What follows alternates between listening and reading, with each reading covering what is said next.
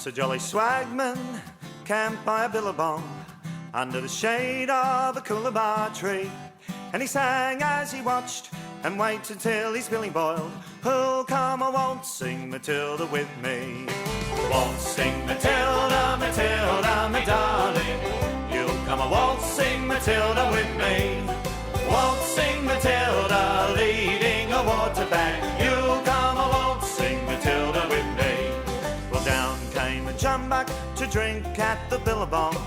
Up jumped the swagman and he grabbed him with glee, and he sang as he shoved that jumbuck in his tucker bag, you'll come a waltzing Matilda with me. Waltzing Matilda, Matilda, me darling, you'll come a waltzing Matilda with me. Waltzing Matilda, leading a water bag, you'll come a waltzing Matilda with me. Well, down came the squatter, mounted on his thoroughbred. Down came the troopers, 1, 2, 3. Whose is that jolly jumbuck that you've got in your tucker bag? You'll come a waltzing Matilda with me. Waltzing Matilda, Matilda, me darling, you'll come a waltzing Matilda with me. Waltzing Matilda, leading a water bag, you'll come a waltzing Matilda with me. Well, up jumped the swagman and leapt into the billabong. You'll never catch me alive, said he, and his ghost may be heard as you pass by that billabong. You'll come a waltzing Matilda with me. Waltzing Matilda, Matilda, me darling, you'll come a waltzing Matilda with me. Waltzing Matilda, leading a water bag, you'll come a waltzing Matilda with me. Waltzing Matilda, Matilda, me darling, you'll come a waltzing Matilda with me. Waltzing Matilda, leading a water bag, you'll come a waltzing Matilda with me.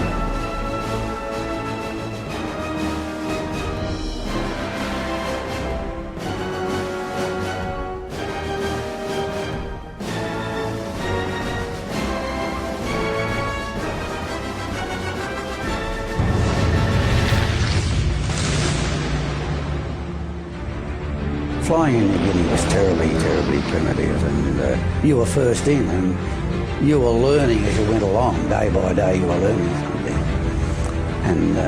and survival was the name of the game.